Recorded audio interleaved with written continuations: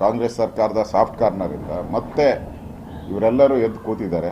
ಅದರಿಂದ ರಾಜ್ಯದಲ್ಲಿ ಕಾನೂನು ಸುವ್ಯವಸ್ಥೆ ಅದೇ ಹಾವೇರಿಯಲ್ಲಿ ತಾವು ನೋಡ್ತಾ ಇದ್ದೀರಾ, ಆ ಹೆಣ್ಮಗಳನ್ನೇ ಬೇರೆ ಕಡೆ ಶಿಫ್ಟ್ ಮಾಡಿದ್ದಾರೆ. ಒಂದು ನಿಯೋಗ ಹೋಗ್ತಾ ಇದೆ ಬಿಜೆಪಿದು ಅಂತ ಗೊತ್ತಾಕ್ಷಣ ಮಾಡಿದ್ದಾರೆ.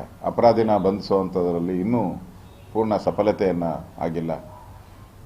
ಕಠಿಣ ಕ್ರಮ ತೆಗೆದುಕೊಳ್ಬೇಕಾಯಿತು. ಆದರೆ ಯಾವುದೇ ರೀತಿಯ ಕಠಿಣ ಕ್ರಮಗಳನ್ನು ಕೂಡ ಹಾವೇರಿ ವಿಚಾರದಲ್ಲಿ ತೆಗೆದುಕೊಂಡೇ ಇರತಕ್ಕಂಥದ್ದು ಕೂಡ ಈ ಸರ್ಕಾರ ಕಾನೂನು ಸುವ್ಯವಸ್ಥೆಯಲ್ಲಿ ಪೂರ್ಣ ವಿಫಲ ಆಗಿರುವಂಥದ್ದು ಸ್ಪಷ್ಟವಾಗಿ ಕಾಣಿಸ್ತಾ ಇದೆ.